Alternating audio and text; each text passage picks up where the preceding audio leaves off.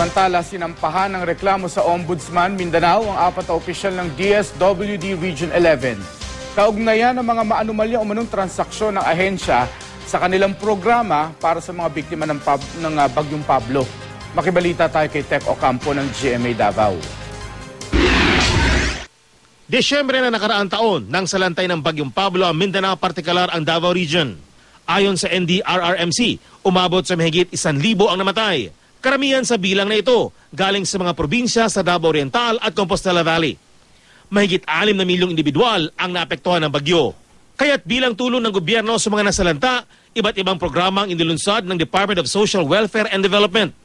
Pero ang programang dapat sana'y tutulong sa mga biktima ng Bagyong Pablo na babalot umano ng anomalya at irregularidad. Ito ang laman ng reklamong inihain ni June Sanchez Obeza sa tanggapan ng Ombudsman Mindanao laban sa 4 opisyal ng DSWD Region 11. Dating Community Development Assistant si Obeza.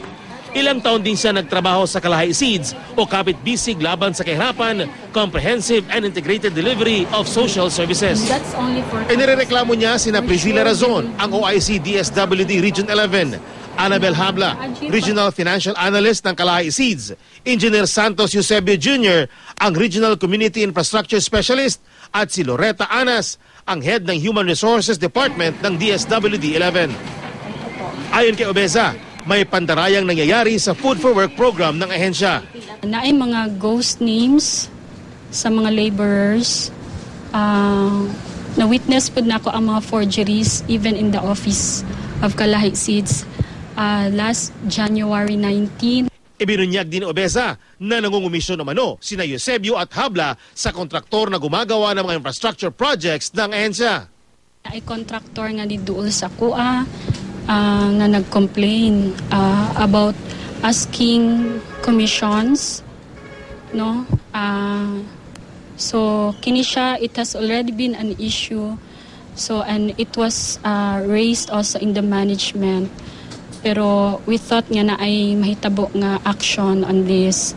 And yet wala gihapon siya. Ang kawalang aksyon daw sa mga reklamong ito sa DSWD ang dahilan kaya sinampahan ng reklamo ni Obeza, sina Razon at Anas. Hindi na nag-renew ng kontrata si Obeza sa DSWD Region 11 para malaya siyang maisiwalat ang mga umano'y anomalya sa ahensya. Pinuntahan ng GMA News ang tanggapan ng DSWD Region 11 para kunan sana ng pahayag ang mga sinampahan ng reklamo. Hindi humarap ang 4 opisyal na inirereklamo. Pero sabi ng spokesperson ng DSWD, hindi muna sila magsasalita kaugnay ng issue. Haharapin daw nila ito sa tamang panahon at lugar. Buhatan sa DSWD, nagpadayon ta, no, despite all the issues nga ato ang nadawat, ato ang nadungog, atong nabasa, nagpadayon ta og tunol sa mga relief assistance, no, sa ato ang mga pamilya nga naapektuhan sa Tropical Storm Pablo.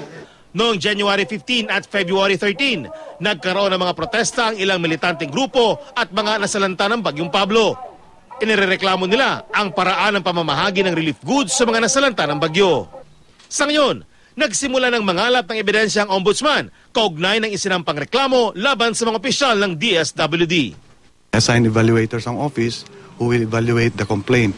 Tapos doon pa natin malaman whether we will docket that as a regular case or we will conduct further fact-finding or gather more evidence. Tech Ocampo, Nagbabalita, Pilipinas.